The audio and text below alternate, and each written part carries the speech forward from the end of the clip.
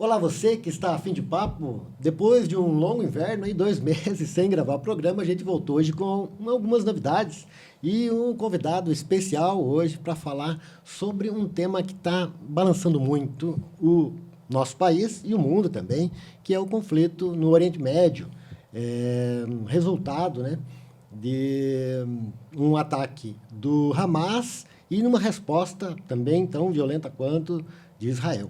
E para falar sobre esse assunto, mas antes de falar do nosso convidado, eu queria dizer que a gente tem aqui com a gente, e nos próximos programas, né, o Guilherme Maser, que também vai fazer parte da bancada. Como é que tá, Guilherme? Beleza? Tudo bem, tudo certo. Eu agradeço o convite aí de estar participando na medida do possível e vamos dando os pitacos que me couberem. Maravilha.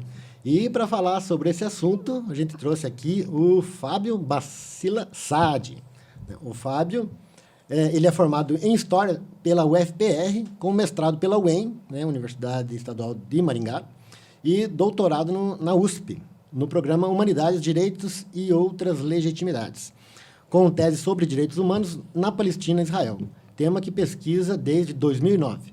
Atualmente, o Fábio é professor no Departamento de História da UFPR e assessora a Secretaria de Direitos Humanos da FEPAL, a Federação Árabe Palestina do Brasil. E antes eu queria também, de falar com o Fábio, queria dizer que esse programa é feito com o apoio do Sintesu, o Sindicato dos Técnicos e Professores da Unicentro, aqui em Garapuava, e que tem campus em Garapuava e Irati. E também temos outras colaborações de outros sindicatos, como os sindicatos metalúrgicos, aqui de Ponta Grossa e região, o Sindicato dos Técnicos e Professores da UEPG, o Sintespo, e do Fórum das Entidades Sindicais de Curitiba, que representa todos os sindicatos de servidores públicos do Estado. Bem, dito isso, queria falar com o Fábio. Como é que vai, Fábio? Tudo bem? Dentro do possível, sim.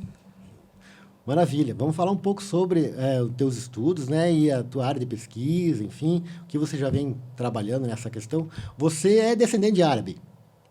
Sou, no Brasil, chamado de turcos, incorretamente, mas popularmente, para as pessoas entenderem, né? Esse extrato, são os turcos. A maioria das pessoas que são tratadas como turcos são de países como Líbano e outros, né? Exato. E, enfim. E vamos já entrar um pouco nesse tema aí do conflito entre Israel e aí na faixa de Gaza, né? Como que você está avaliando a cobertura da mídia em relação a esse conflito? Há muita gente que fala sobre determinando, né, que o Hamas é um grupo terrorista e que o Israel está apenas se defendendo. E outros tipos de narrativa, né, que colocam assim como naquela dualidade, né, bandido e mocinho. Né? Como que você vê isso aí? Você sabe que eu comecei meus estudos sobre o Oriente Médio analisando a mídia, a cobertura midiática sobre o Oriente Médio. Por isso que o primeiro livro que eu publiquei se chama Oriente Médio Desmistificado, Fundamentalismo, Terrorismo e Barbárie. Por que o desmistificado? Porque justamente a criação de um mito político, ao invés de tentar retratar e se aproximar do real, esses meios hegemônicos trabalham a partir de mitos e categorias como o terrorista. O que é o terrorista? É um sujeito isento de narrativa. Ele só quer matar e destruir. Portanto, qualquer ação tomada contra ele é legítima. Então, é lamentável falar que eu publiquei esse livro em 2010 e ele está mais atual do que nunca, porque esses padrões de manipulação midiática se mantêm. Só para dar um exemplo, vazou um documento do Ministério de Inteligência de Israel que era um plano para expulsar a população de Gaza para o Sinai, o que é limpeza étnica, conforme a tipificação do direito internacional. Mas você acha que a Rede Globo, o G1, noticiaram isso como limpeza étnica? Chamaram de remoção. Simplesmente, remoção. Será que isso não está meio... se a gente pegar uma imagem ali, quando a Rússia atacou a Ucrânia, né, os ucranianos eles tinham família, eles comiam, eles iam para a escola. Eram humanizados, né? É dentro dessas figuras que se usa, porque eu nunca vi nessa cobertura aí, desde esse último conflito, uma família em Gaza. Parece que não tem família. Exato, Guilherme. São essas imagens do... o projeto é a desumanização. Então, você não pode fazer um retrato humano. E, no limite, o Hamas é o próprio responsável pelas mortes em Gaza. Isso no discurso de Israel e isso na cobertura midiática. Primeiro, eles questionam. Segundo dados do Hamas, não verificáveis, foram tantos mortos. Sendo que você tem lista de nome e idade dos mortos, publicada pelo Ministério de Saúde palestino. Mas conforme esses meios, retrata desse jeito. Então, essa imagem que você traz, ela é excelente. Eu gosto desse paralelo com a Ucrânia. É justamente a antítese. São situações análogas de ocupação. Ontem mesmo eu vi uma carta pública de ucranianos em solidariedade aos palestinos, denunciando essas analogias das situações. Mas a gente tem dois padrões de representação. A Ucrânia como vítima e a Palestina como vilão, agressor. Sendo que, historicamente, isso é um absurdo, né? Perfeito. E algumas pessoas também, né, dentro dessa narrativa, há outras questões que são faladas na mídia, né? Os árabes, né, e as pessoas da faixa de Gaza e uma grande parte da esquerda trata a questão como genocídio, né? Outros falam em apartheid. E você tratou já, em algum momento das suas pesquisas, sobre o prisma do racismo e do colonialismo. O que exatamente acontece ali? Assim, quais são as principais causas do conflito que envolve, principalmente a faixa de Gaza nesse momento? Vamos por partes. Vamos falar do que é de mais geral nisso tudo. Você quer que eu aborde racismo, colonialismo, apartheid e genocídio. Isso tudo está conectado e eu vou ficar no apartheid. O apartheid é o elo comum. O que é o apartheid? É um sistema de dominação racial de um grupo sobre outro, oprimindo esse grupo por meio de atos desumanos. Quando começa o apartheid na Palestina, que já está muito bem documentado, ele começa quando é fundado um Estado judaico. É engraçado como quase todo mundo não se atenta para esse elemento. Só bastava isso. Você fundar um Estado racial já é um problema. Você fundar um Estado racial num território multirracial, a tragédia está feita. O que foi a Alemanha nazista, se não um Estado racial, um Estado ariano, que perseguiu os não-arianos?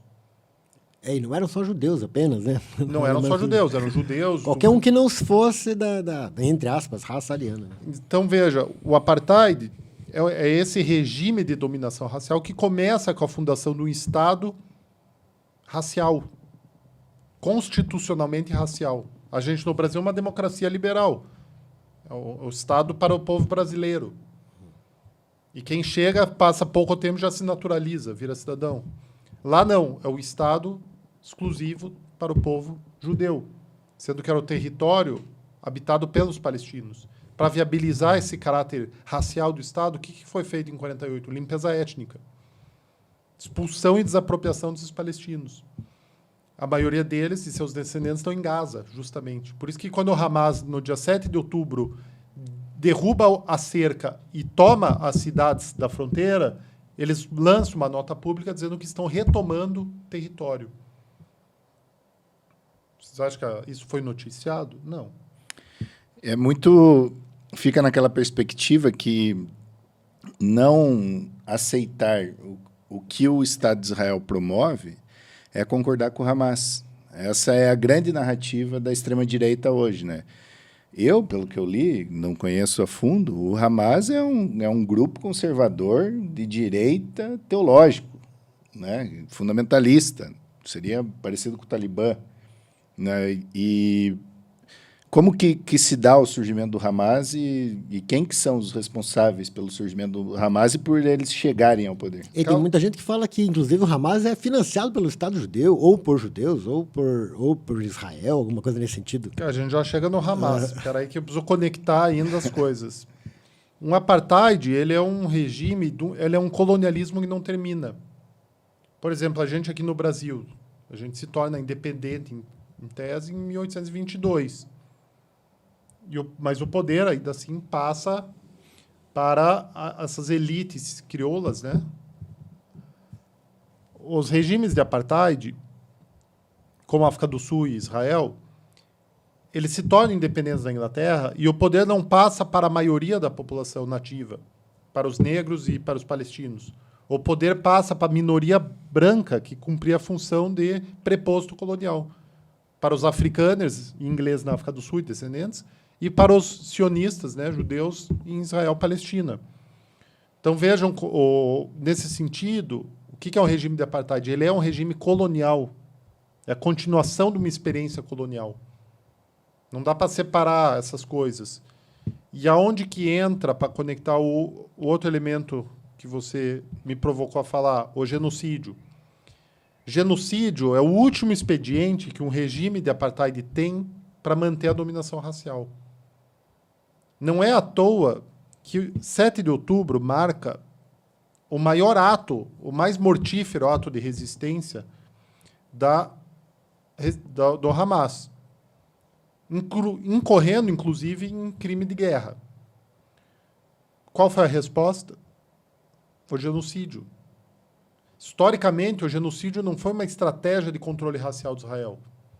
Pela primeira vez, talvez, está empregando um modelo, um objetivo de operação que se enquadra na tipificação de genocídio.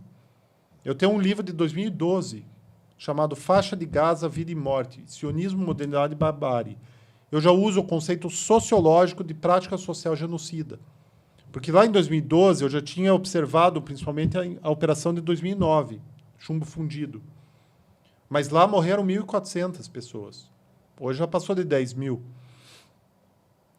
Mas eu percebi, pelos relatórios que eu li de direitos humanos, a aplicabilidade desse conceito, que é basicamente o entendimento da sociologia sobre o genocídio. Ele não tem o caráter do direito de julgar o sujeito culpado, mas ele dá conta de entender um processo que começa justamente na desumanização do outro.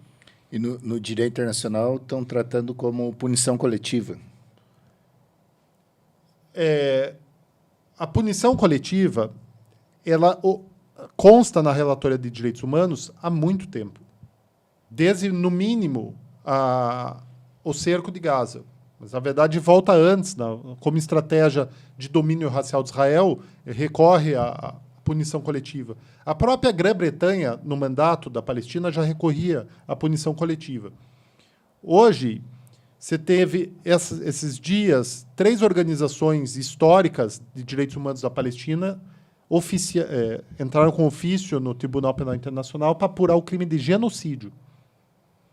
E há outros registros anteriores, como, por exemplo, o Tribunal Russell, que em 2014, que até então foi a maior operação ou massacre genocida, massacre colonial, em 2014 já chamou a atenção, disparou o alerta de genocídio. Então, o conceito de genocídio, hoje, ele está em voga. Obviamente que isso não figura na nossa mídia, né? Mas entre as organizações de direitos humanos e os órgãos competentes, sim, se está trabalhando com essa hipótese. Bacana. Vamos falar um pouco do que esse conflito significa para a nossa cidade também, né? Porque a maioria das pessoas pensa assim, não, por que a gente está falando de um negócio que está acontecendo lá no Oriente Médio? A gente tem tanto problema aqui. As pessoas acabam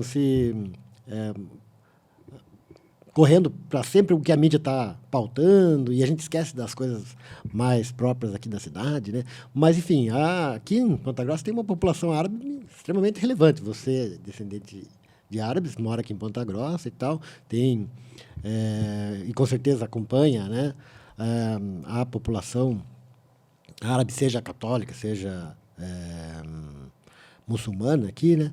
E como é que você vê hoje esses descendentes de imigrantes e essa comunidade, vamos dizer assim, que tem o seu início lá, quem sabe até no século XIX, no final do século XIX, e várias ondas migratórias, e recentemente teve uma onda maior e tal, enfim.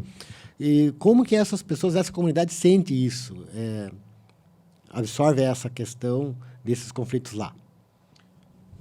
Veja, é muito plural, porque esses sujeitos são de diferentes gerações de imigração e têm diferentes níveis de identidade étnica. Desde sujeitos que sequer se reconhecem como descendentes de árabes, perderam essa conexão mínima, até sujeitos que são imigrantes ou filhos de imigrantes que reproduzem elementos da cultura e são sujeitos, sobretudo, do Líbano ou da Síria. E o Líbano está implicado diretamente com a questão palestina desde a limpeza étnica de 48. Então, isso também ecoa aqui, junto a essas comunidades. Por exemplo, hoje, no sul do Líbano, a resistência islâmica, o Hezbollah, vem fazendo operações em apoio à faixa de Gaza, para tentar tirar toda a pressão militar sobre Gaza e dividir o exército de Israel. Israel vem, por sua vez, respondendo com outras operações. E isso acaba gerando uma tensão que chega aqui na comunidade. Ismael, apartheid e genocídio são crimes contra a humanidade. Então, são crimes que lesam qualquer e todo ser humano, não somente quem é vítima direta. Diz respeito a todo mundo, né? Diz respeito a todo mundo. A gente tem que se manifestar e falar, não é em nosso nome, não é com o nosso silêncio. Porque isso desestabiliza as relações internacionais, desestabiliza a paz, fere a dignidade humana. Eu vi o Alid, né, que é o presidente da FEPAL, ele falando na Câmara de Deputados, falou, para você ser contra o genocídio, você não tem que ser de esquerda, você não tem que ser de direita. O genocídio é um ataque à humanidade, às relações entre os povos. É impossível conviver no planeta se a gente tiver um genocídio naturalizado, né? E aí eu já vou encaixar também, porque o Celso Amorim falou em Paris ontem pela primeira vez em genocídio, né? Como que você está enxergando esse comportamento do Brasil, né? O Brasil estava como na presidência do Conselho de Segurança, né? No meio da explosão, né? Desse conflito importante, mas eu gostaria de saber como que você enxerga as relações internacionais brasileiras nesse conflito, que não é fácil, né? Primeiro, eu acho que é indevido o uso do termo conflito. Há uma realidade de apartheid há décadas e o que a gente testemunha é essa violência crônica que o regime gera. Então, é óbvio, e vai continuar acontecendo. E também não é guerra. Muito menos guerra. A gente está testemunhando uma resistência antirracista que recorre a métodos infelizes de resistência, mas não deixa de ser uma resistência antirracista e anticolonial, que está na carta do Hamas, que vocês queriam falar de Hamas. Sim. Vejam, a carta do Hamas está explícito. Nós não somos contra os judeus, e sim contra o sionismo, que opera, né, manter um regime racista e colonial e desumano. Explica para nós um pouco sobre o sionismo, porque muita gente fala, né, essa palavra e fica meio solta, né? Os sionistas e tal. Isso é importante, eu acho, para a gente conseguir compreender uma das origens do conflito, né? É importante. Do conflito ou desse ataque de Israel à resistência palestina, né? Como a gente... O sionismo, ele é uma conjugação de 3 elementos. Resposta ao dito antissemitismo. Por que dito? Porque as populações judaicas da Europa não são semitas. Elas têm sua origem mais provável em povos eslavos que foram convertidos ao judaísmo. Então, a própria ideia do semita vem como? É uma construção do discurso racista dos ditos antissemitas, que racializaram seus cidadãos pares, só que de identidade judaica, como pertencentes a uma outra raça. Tá? Então, feita essa ressalva, o que é o sionismo? É uma resposta possível ao antissemitismo ancorada na ideia de fundar um Estado nacional exclusivo para os judeus. Ele rivaliza com os assimilacionistas, que pregavam o quê?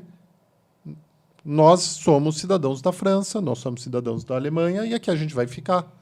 A gente tem que lutar para que esses países tenham leis condizentes com os direitos humanos.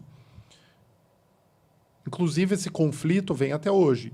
Tá? Os judeus antisionistas nos Estados Unidos, os grupos Jewish Voice for Peace, If Not Now, como que eles se identificam? Como estadunidenses de identidade judaica. Eles não se identificam com o sionismo, que prega esse Estado judeu, que é o Israel. Veio a ser. O sionismo, então, ele é um movimento nacional também. A ideia nacionalista, de um povo, uma nação, um Estado. E ele é um movimento colonial. clássico, onde os imigrantes europeus colonizam um território extra-europeu. Qual que é a especificidade do sionismo?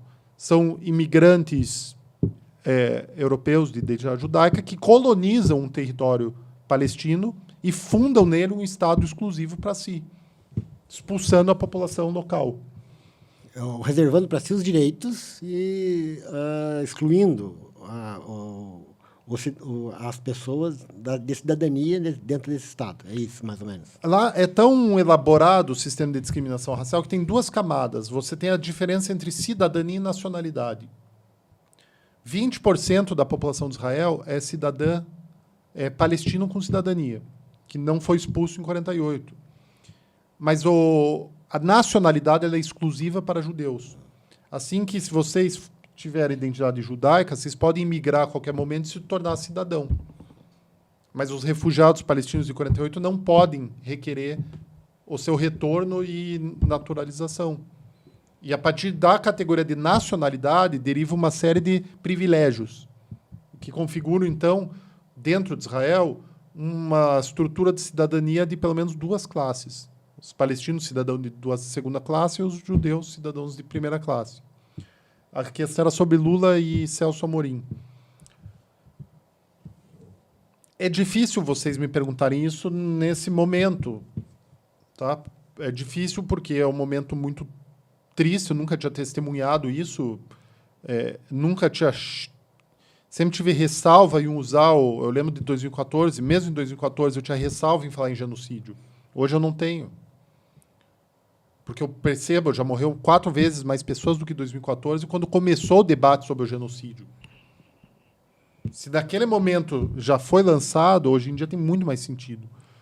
Então, como que é difícil avaliar a atuação do governo Lula? Eu acho que ele foi muito feliz quando ele falou que não é guerra, é genocídio. E eu acho que ele, assim, é uma constatação pesada, tá certo? Porque isso não é o discurso padrão Ocidente.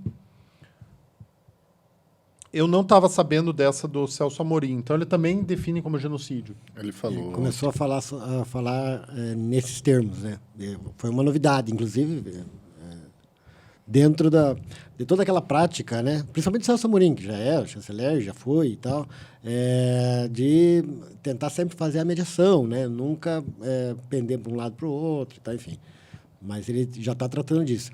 Alguns teóricos, e claro, pessoas ligadas a Israel, abominam a ideia de chamar aquilo de genocídio, porque eles fazem algumas contas, né? Eu vi uma pessoa dizendo assim, não, mas como que é genocídio se a população palestina aumentou? Né? Então, mas esquecem de classificar mas uma os certa nazistas prática, também né? inventavam desculpa que não era genocídio. Porque justamente a última etapa de qualquer genocídio é a negação ou ressignificação simbólica. Não se admite um genocídio. No limite, você transfere a culpa do genocídio para as vítimas, que é o padrão Rede Globo. Eles estão morrendo porque o Hamas faz escudo humano. Gente, a Relatoria de Direitos Humanos há décadas já desmontou essa alegação. Mas, assim, é um descompasso muito grande entre a realidade e a narrativa. É um compromisso. A mídia de Israel é mais crítica ao que acontece do que a mídia brasileira. É impressionante isso. Sério, é impressionante. É um medo que se tem de questões internas, porque a gente convive aqui com uma visão messiânica, um sionismo cristão. Que é aquela ideia absurda de que os judeus precisam voltar para a Palestina para serem convertidos ou morrer e vir o juízo final. Esse tipo de discurso que esteve muito presente como base do bolsonarismo, ainda hoje, o Bolsonaro se reuniu esses dias aí com o embaixador de Israel. Então, eu acho que a gestão Lula, fazendo cálculos de gestão interna brasileira, tem muito medo de avançar nessa crítica, sob o risco de colocar uma massa irracional, porque esses argumentos religiosos eles não passam pelo crivo da razão, eles passam pelo crivo da fé. Então, não tem como dialogar. Então, eu acho que isso passa por uma... Se é uma postura avançada de chamar a coisa pelo nome que ela merece ser chamado, que é genocídio. Por outro, se a gente compara com Bolívia, Colômbia, Chile, é recuado. É recuado porque se você entende que tem um genocídio, que é um crime contra a humanidade, você tem que proceder diplomaticamente à altura. Hoje mesmo eu estava revisando a Convenção Internacional de Genocídio, e acho que é o parágrafo 8, o artigo 8 ou 10, fala justamente do dever dos Estados-parte oficiarem o Tribunal Penal competente do tratado para apurar um caso. Então, se entende que é genocídio, vai ter que encaminhar um pedido de apuração. Isso é sério, não é brincadeira. A gente não pode banalizar um crime de genocídio, nem um crime de apartheid. Infelizmente, a gente só chegou no genocídio porque a gente não tratou antes a questão do apartheid com a devida seriedade. Entendendo isso como um crime contra a humanidade, já deveria ter sido adotadas sanções contra o Estado de Israel e não normalizado o Estado de Israel como uma democracia liberal que ele não é. Então, a culpa disso tudo é óbvio que é dos agentes locais que mantêm o regime racista, mas é dessa comunidade internacional que cria padrões diferentes de abordagem. Como o Guilherme falou, da Ucrânia, Palestina e Israel. O debate sobre o apartheid ele é antigo. No própria estrutura da ONU, ele começa em 2007, com o primeiro relatório dentro da ONU. E a gente está em 2023. Isso, então, não teve uma repercussão política necessária.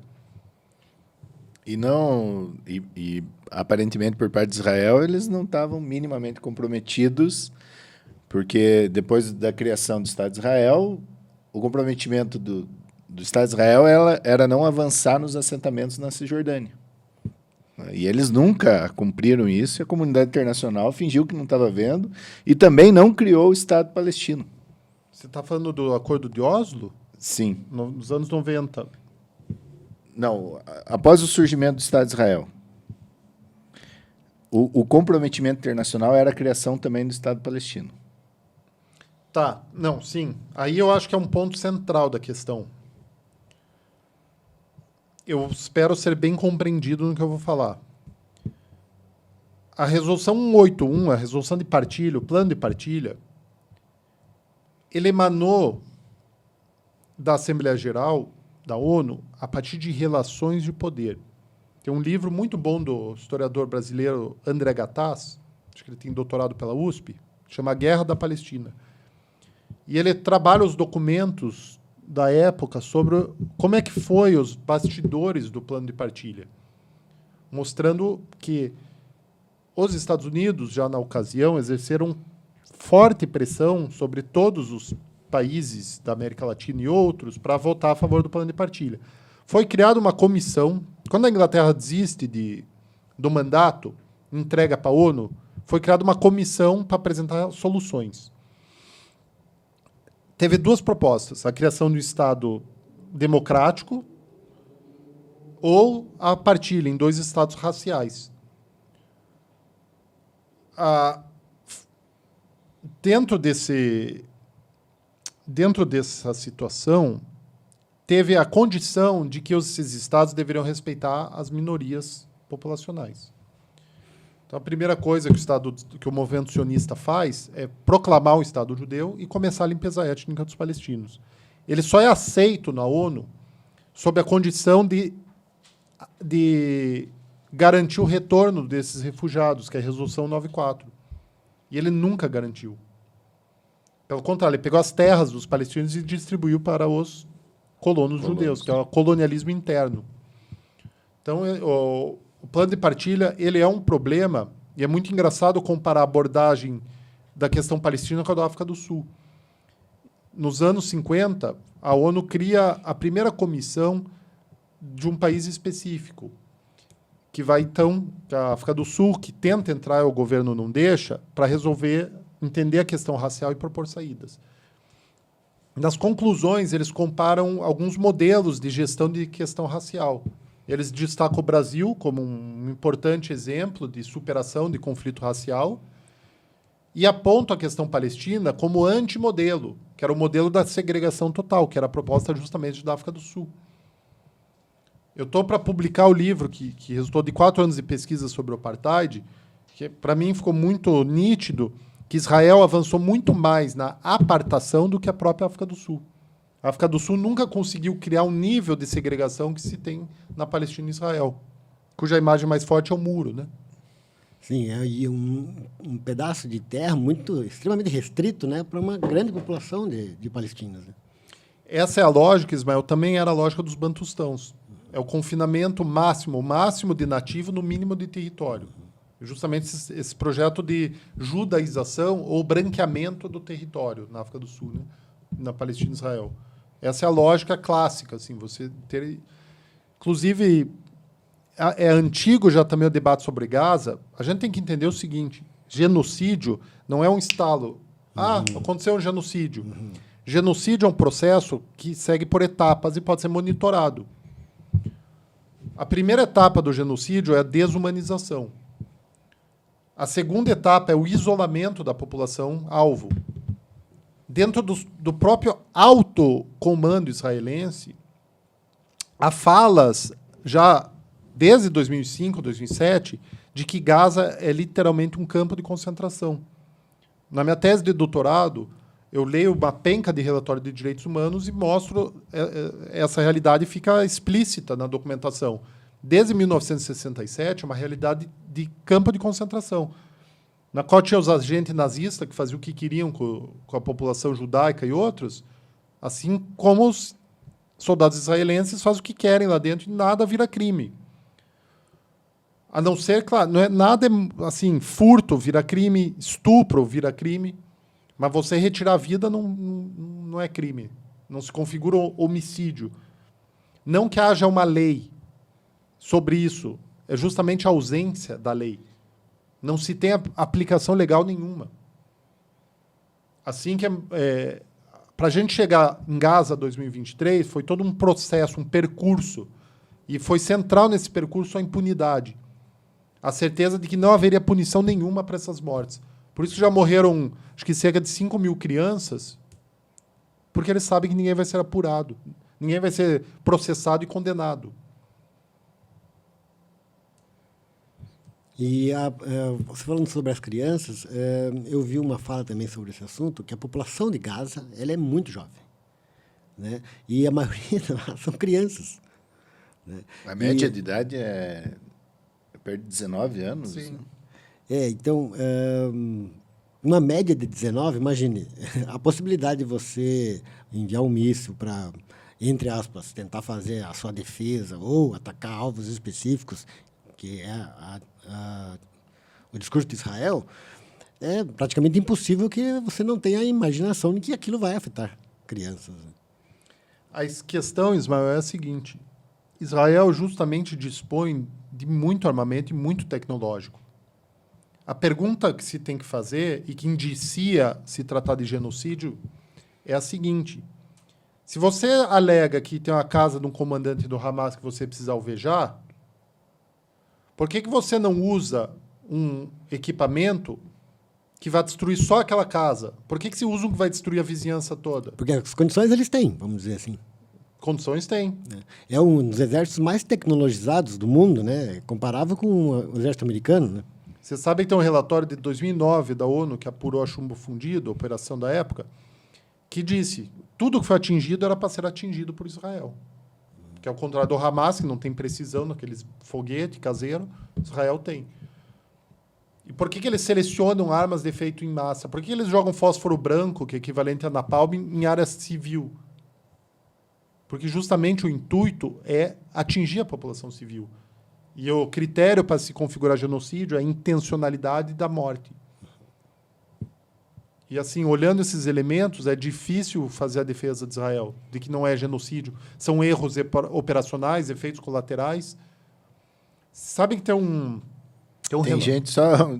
tem gente convencida que está tranquilo apoiar Israel porque eles avisaram que você tinha que sair do hospital, que eles iam bombardear a região. Né?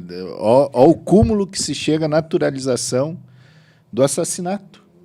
Né? Como que você fala para alguém que está tratando um câncer, não tem recurso, não tem combustível para tirar as pessoas, Saia daí, não tem para onde ir, saia daí, mas você não tem para onde ir, que eu vou atirar. Então, não, tá tranquilo, eles avisaram.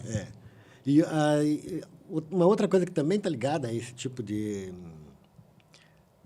atitude, né?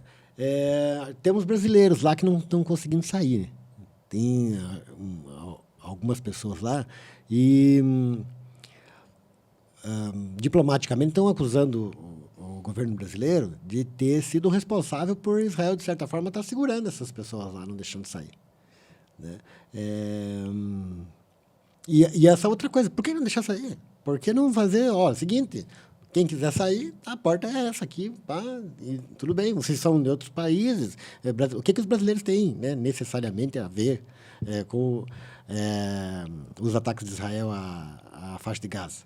Porque há 16 anos eles não deixam as pessoas saírem e nem entrarem. Há 16 anos eles controlam a fronteira e por isso que a documentação de direitos humanos fala de prisão a céu aberto. Você querer que mude repentinamente essa política não faz sentido. Você tem que olhar como essa política se dá no tempo. Essa é a regra. Assim como a regra, agora se fala muito, mas não deixa entrar comida, não deixa entrar água e eletricidade, a questão do hospital. Eles já restringem severamente isso desde pelo menos 2007. Por isso que em 2012 eu já falava de prática social genocida. Porque você tem casos de pessoas que precisam de tratamento de câncer e não têm acesso, e não pode sair procurar. Então é uma política pública que o Achille Mbembe chama de necropolítica. É um Estado que provoca deliberadamente a morte desse contingente populacional. Porque, o Hamas, ele não é o soberano na faixa de Gaza, isso é uma ficção.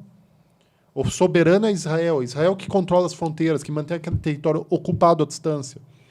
É correto dizer que a faixa de Gaza é de responsabilidade, da segurança da faixa de Gaza é de responsabilidade de Israel? Sim. Conforme a documentação internacional de direitos humanos e de direito internacional, Israel é o Estado ocupante. Ele é responsável pela segurança, inclusive, dos civis. Eles alegam que não. Aliás, desde a sua fundação, eles tentam criar uma interpretação muito própria do direito internacional, sempre se furtando das suas responsabilidades. Como, por exemplo, a briga dos refugiados, de não implementar a Resolução 94. Eles alegam que isso vai acabar com o caráter judaico de Israel. É o único Estado que reivindica o direito de ser racista. Se parar para pensar isso. Não, já não pode garantir que eles voltem, senão não vai ser um Estado judeu. Mas eles têm o direito de retorno assegurado por lei. E não há um direito do Estado ser racista, conforme a ordem internacional. A gente tem os pressupostos como a igualdade.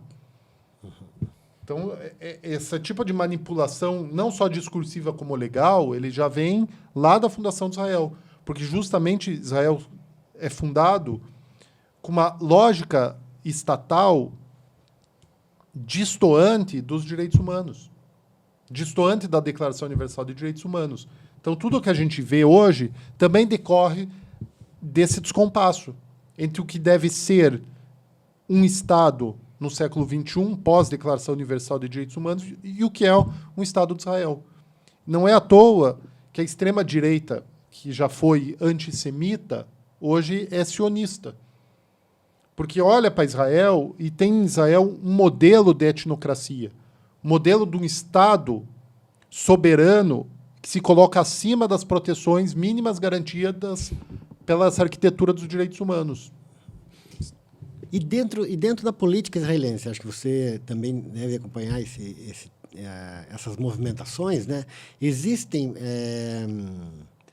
vamos dizer, uma oposição ao Benjamin Netanyahu ou oposição a esse governo, né, que já vem perdurando por um bom tempo ali em Israel, com as críticas. Você falou até que a mídia de Israel é mais crítica ao governo de Israel do que a mídia brasileira.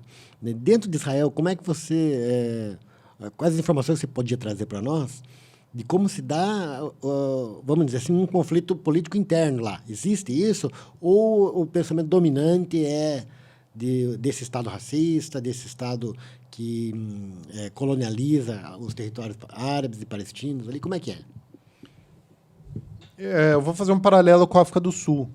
Você tem a linha dura do regime, representada pelo Netanyahu e essa base que reúne sionistas radicais e religiosos. Você tem uma linha sionista branda, igual tinha na África do Sul, uma oposição dentro do parlamento sul-africano ao Partido Nacional. Era uma linha branda, não era contra o regime de apartheid, apenas contra a implementação de algumas políticas. Mas na África do Sul do Apartheid, partidos de oposição ao regime, como o Partido Comunista, foi banido, criminalizado. Em Israel, partidos antisionistas, eles ainda podem atuar. No entanto, eles representam uma ínfima minoria da população. Eles não têm abrangência. Você tem os partidos da população árabe que também... Israel vem cada vez mais decaindo, né, em índices que medem nível de democracia. Alguns dizem que Israel é uma democracia racial. Outros que é uma etnocracia.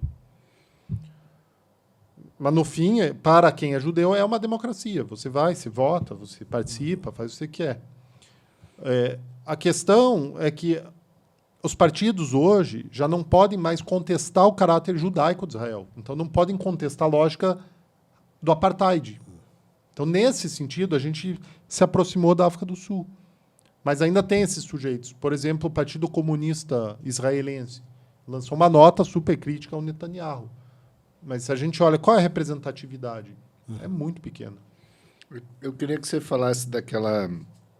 surgiu, inclusive, na imprensa israelita, do Netanyahu reunido com os deputados do seu partido, e acho que foi na década passada, né, que ele falou, a única maneira de nós não termos dois estados, né, o Estado de Israel e o Estado palestino, é financiar o Hamas. A partir disso, existe materialização, né, desse encaminhamento ou ficou no campo de um discurso? Essa é uma pergunta que a gente fez, né? E daí você terminou de fazer o encaminhamento da questão do genocídio e a gente acabou esquecendo lá para trás. Né? Mas é bom que você retomou, Gui. Então, vamos falar de colonialismo de novo. Qual que é a estratégia colonial clássica? Dividir para conquistar. Sou clássico da história do colonialismo. Só lembrar daquele partido da África do Sul, Zulu, radical étnico, que queria fundar um Estado negro Zulu. E, para isso, inclusive, rivalizava com o Congresso Nacional Africano. Nada melhor para o regime do que você ter essa oposição, né? é um inimigo declarado, vamos dizer assim, né? Palpável. Qual que era a função, né, do Partido Zulu? Acabava alimentando o regime, que dizia, olha, a gente tem um problema de segurança, então a gente tem que se manter. O Hamas ele é fundado em 87 e detectado pelo Serviço de Inteligência Israelense que não vai intervir, não vai proibir, né, não vai reprimir, vai simplesmente deixar com a leitura de que o crescimento do Hamas ia rivalizar com os movimentos laicos, principalmente do Yasser Arafat, a OLP, ia tirar força da OLP. Daí eu também vi essa reportagem. Saiu pelo Intercept. Pelo menos a versão que eu li. E é um fato. É fato que a prática anticolonial... Eu não estou falando que o Hamas é quinta coluna. Não estou falando isso. O Hamas é um movimento legítimo. Ele expressa uma sensibilidade política da parte da população palestina, que se identifica com a pauta anticolonial religiosa. E eu não gosto também do conceito de fundamentalismo, porque isso é um olhar muito eurocêntrico. O islamismo político ele surge como resposta ao colonialismo europeu ainda no século XVIII. Então, ele tem toda uma elaboração intelectual muito própria.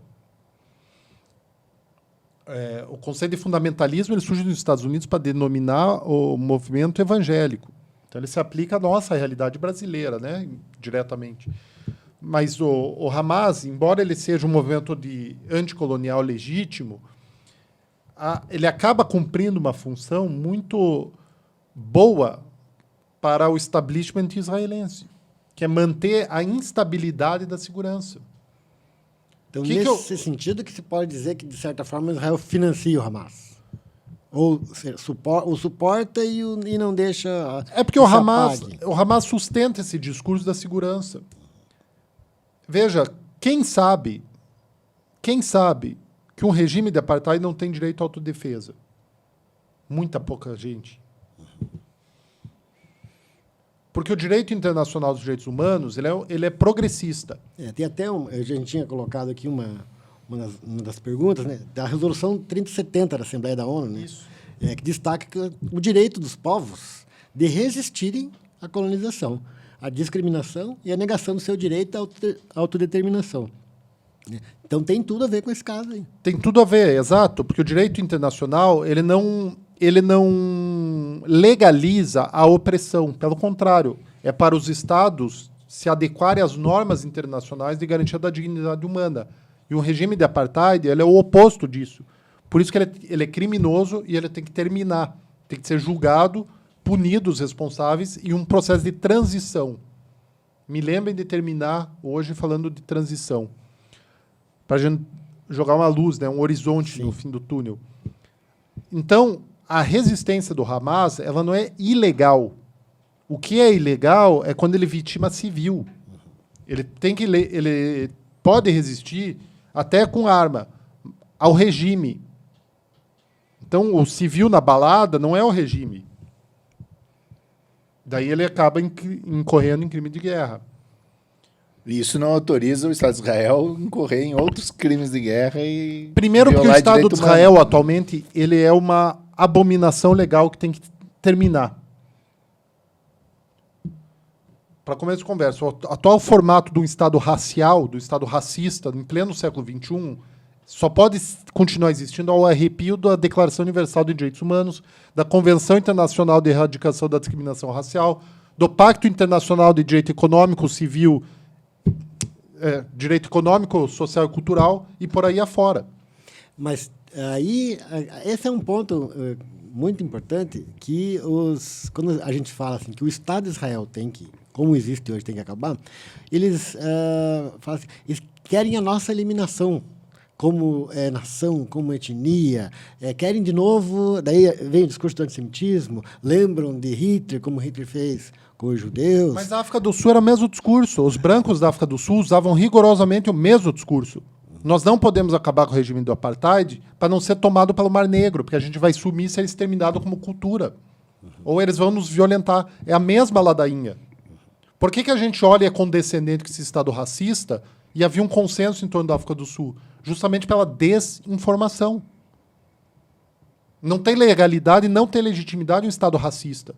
Ele tem que acabar do modelo que ele é hoje para se constituir como um Estado democrático liberal. Não significa acabar com o Estado judeu. Não mudar significa acabar com o Estado judeu. hoje. Não pode judeu haver racista, um caráter racial, porque o território, a população, não é exclusiva judaica. Perfeito. Enquanto continuar o Estado Judeu. racial judeu, vai implicar em discriminação. Isso não sou eu que estou falando. O guardião da Convenção Internacional de Erradicação da Discriminação Racial, há muito tempo, fala para Israel revogar as leis que definem o Estado como judaico. O que deve existir, então? Você falou da transição, né? Eu acho que a gente já pode ir caminhando para esse tópico, né? Qual seria a solução mais viável, né? A construção de um processo aí para que, primeiro, acabem as mortes, né? E depois, tanto judeus como palestinos tenham direitos de um Estado liberal, como é o Brasil, como são outros países. Então, o primeiro passo, daí que eu não critico o Lula, o primeiro passo é fazer o genocídio parar. Então, eu acho que a postura dele está acertada, é isso. Cessar fogo já. E tentou, via Conselho de Segurança, tentou. Isso é para ontem. Chega de morte e destruição. Agora, já não pode mais voltar ao que era. Ao apartheid sem crítica nenhuma e sem percepção e normalizado. O que aconteceu com o apartheid da África do Sul? Eu acho que nem é um bom modelo. Prefiro falar da Ruanda. O genocídio em Ruanda, já que a gente escalou, né? Esse apartheid escalou para o genocídio. Como que se deu? Então, começou o genocídio dos Tutsis, pelo partido radical Hutu, que matou, inclusive, Hutus moderados, que eram contra aquela atrocidade que eles fizeram. Quando que cessa? Quando um grupo erradicado num país vizinho consegue destituir esses sujeitos do poder e implantar um novo governo. Qual que foi a medida adotada? justiça de transição. Sempre que tem um regime de violação sistemática de direitos humanos, o ideal é se adotar uma justiça de transição. O que isso visa? Imediatamente, o direito à memória e à verdade. As pessoas não vão conviver uma com as outras baseado em mitos. Elas precisam ter uma base cultural comum de entendimento da realidade. Precisam entender que foi cometido um massacre numa boate em Israel, dentro de um contexto de apartheid, e que levou a um genocídio. Todos têm vítimas a chorar. E todos têm o direito e o dever de lembrar desses elementos objetivos. Enquanto a população achar que foi direito à autodefesa e que foi só o genocídio, a boate foi um genocídio, que não se aplica o conceito, esse tipo de narrativa não propicia a paz e a convivência. Então, primeiro, justiça de transição para garantir direito à verdade e à memória. Segundo, adequar as instituições para o convívio. Desracializar o Estado de Israel. O Estado de Israel é o único Estado soberano na região. Não tem outro Estado. A Autoridade Palestina é um bantustão. Não é um Estado. Tanto é que o movimento palestino reivindica um Estado palestino. Porque não tem. Então, desracializar o Estado de Israel. Se vai criar ou não um Estado palestino na Cisjordânia e em Gaza, isso é um ponto a ser discutido. A primeira questão, isso é viável? É viável um Estado na Cisjordânia e em Gaza? Qual é o grau, como que isso vai colaborar? Vai ser um Estado racial palestino? Mas é a população palestina dos refugiados de 48 que tem o direito de retornar a Israel. Onde que elas vão ficar? Então a gente começa a perceber... Questões, né? Tem os colonos que estão na Cisjordânia. Como é que vai fazer? A gente começa a olhar mais de perto e vai ver que esse modelo aí está um pouquinho problemático. Mas tranquilo, deixa para lá. Então, direito à memória e à verdade, adequar as instituições, punir as pessoas. Passou da hora de punir essas lideranças pelos crimes que elas cometem contra a humanidade. E daí é o meu pavor de ver o Joe Biden, cúmplice, que deveria ser julgado por cumplicidade com genocídio, que está na Convenção de Genocídio, inclusive, a cumplicidade. Porque, em vez de trabalhar para uma resolução do conflito, faz o quê? Trabalha para a manutenção de um regime de apartheid. Então, vejam, são vários agentes... O que não traz solução Nenhuma. Dificulta a solução, qualquer tipo de solução. E eu acho que esses três elementos de justiça de transição, eles já estão suficientes. Então, a gente passa desse modelo de violação sistemática para um modelo de paz assentado na verdade, na igualdade e, claro, o último ponto, ação afirmativa. Eu tenho muito orgulho de ser brasileiro, porque o nosso Estado reconheceu o racismo histórico e vem adotando políticas sérias e exemplares de combate ao racismo, à discriminação e de reparação histórica, ação afirmativa. Eu acho que as nossas diretrizes, as diretrizes de ensino para as relações étnico-raciais, é um documento maravilhoso. Nesse modelo, que a gente tem que perceber uma alternativa. É uma alternativa de adequação àquele Estado à normatividade internacional. Sem isso, retomar processo de paz e fingir que tudo que aconteceu foi legal e legítimo só vai alimentar a barbárie e esses lados que não têm compromisso com a dignidade humana, esses sujeitos. Inclusive, se manter o isolamento de Gaza, não vai se resolver nada, né? Acho que as pessoas não sabem o quão isolado é Gaza. Pesquisa no Google aí, Israel matou.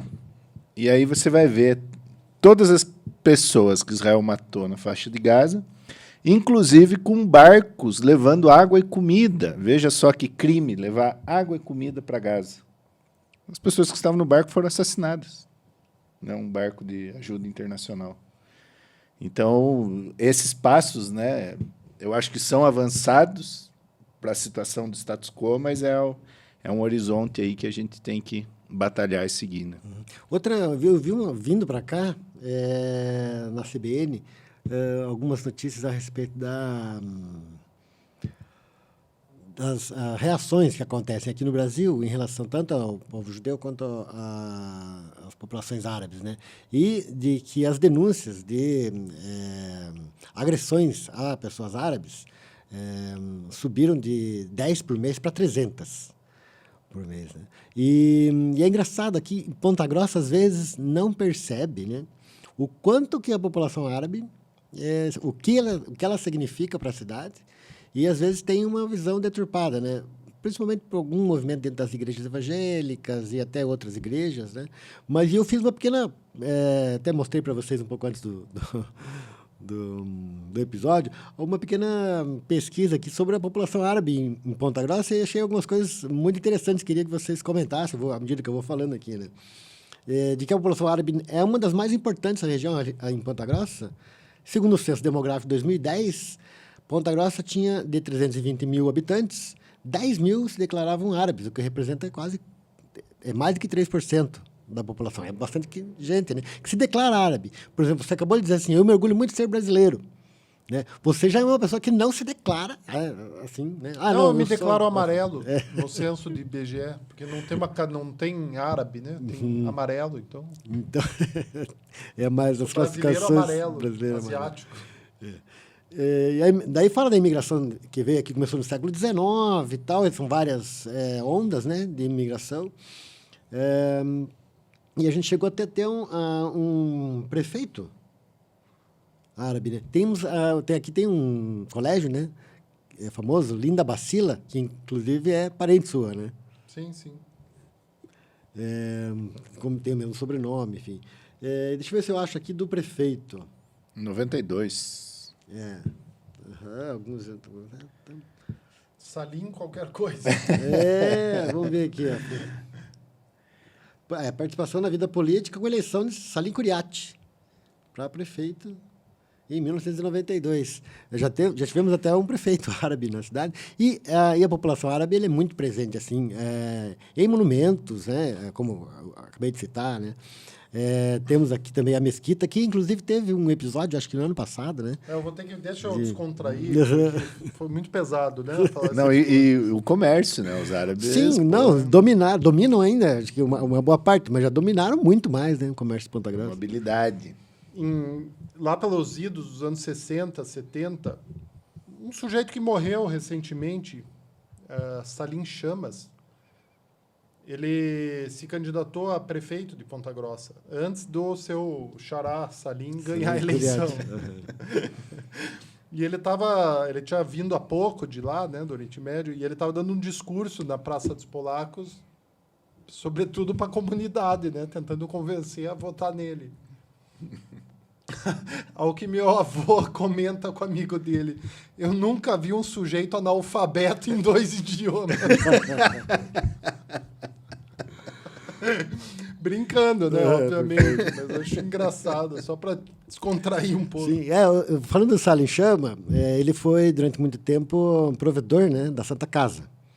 E eu trabalhava no Jornal da Manhã e era muito difícil que as pessoas guardassem meu nome. Meu nome é Ismael, né? E Ismael é um dos patriarcas do Islã, né? Enfim, citado, né, por Maomé e outras literaturas islâmicas. E geralmente eu chegava para entrevistar alguém, a pessoa começava a falar o meu nome, ou às vezes errava e tal, e um fotógrafo que sempre estava comigo, que era o Rodrigo Tchaikovsky, ele achava isso muito engraçado. Pô, ninguém acerta o teu nome, cara, será que é tão difícil? Ismael não é tão complicado e tal, né? E quando a gente foi entrevistar o seu Salim Chama, na Santa Casa, ele chegou a abrir os braços e falou assim, Ismael! Daí o Rodrigo falou assim, poxa, será que a única pessoa que conseguiu lembrar o teu nome é um senhor de mais de 90 anos de idade, ninguém acerta, esse cara acertou, né? Daí eu expliquei para ele, não, provavelmente é por causa da criação dele. O nome Ismael é muito mais comum entre os árabes do que na população brasileira, né? E é um nome importante, né, da cultura islâmica. Mas é isso, Fábio, queria agradecer imensamente a tua disponibilidade para falar de um tema, como você falou, um tema pesado, complicado, né? E você se debruça sobre esse tema há muito tempo, né? Com contribuição e na área acadêmica bastante importante e incisiva, né? E eu queria te agradecer por nos apoiar aqui nesse episódio, né? Falando sobre essa questão tão complicada e trazendo teus conhecimentos. Eu que agradeço, Ismael, Guilherme, e eu acho que a gente aqui em Ponta Grossa tem que passar a se preocupar com a nossa realidade local, tendo essas referências de mundo e entendendo que a gente aqui também só pode eleger sujeitos que têm um compromisso com a gramática dos direitos humanos. Essa é a lição desse genocídio. Ou aqui a gente vota em sujeitos que têm uma preocupação com os direitos humanos, que tem uma preocupação com o ser humano, com a dignidade humana, ou a gente acaba se tornando cúmplice. A ver a Câmara Municipal de Ponta Grossa, como tem se posicionado alguns elementos, tem muita gente aqui da cidade que é cúmplice do que está acontecendo lá, é cúmplice de genocídio. Então, eu acho que daqui para frente a gente tem o dever, né, de mudar essa postura. E ano que vem tem eleições municipais, né? O pessoal tem que estar muito ligado aí para... Por isso que eu estou falando. Para escolher as pessoas corretas. Aliás, o único mandato que fez uma denúncia dessa situação foi o mandato coletivo do PSOL, né? Do PSOL, representado pela Josi, que o Guilherme fazia parte e tal. Exatamente. Então é importante destacar. Bacana. E agradecer a você também, Guilherme. Você é nosso mais novo parceiro aí do canal Fim de Papo, vai estar com a gente aí nas outras entrevistas. Obrigado pelas tuas intervenções, pela tua sempre perspicaz colaboração, né? E vamos junto aí nessa jornada aí do Afim de Papo. Vamos sim, eu que agradeço o convite de me integrar aqui ao podcast. Agradeço também ao Fábio, que é um grande amigo, né? Quero aqui expressar minha admiração pelo Fábio, né? Por também se debruçar em cima desse tema, né? E dedicar a vida aí às vidas dos palestinos, né? Eu acho que dá para significar, assim, esse afinco no estudo e dizer que estamos juntos sempre que possível e aprendendo muito com você, Fabião. É recíproco o carinho e a amizade. Valeu, obrigado a vocês. Obrigado a você que esteve com a gente durante essa quase uma hora, um pouquinho mais que uma hora. E se você tiver afim de papo, na semana que vem tem mais um episódio.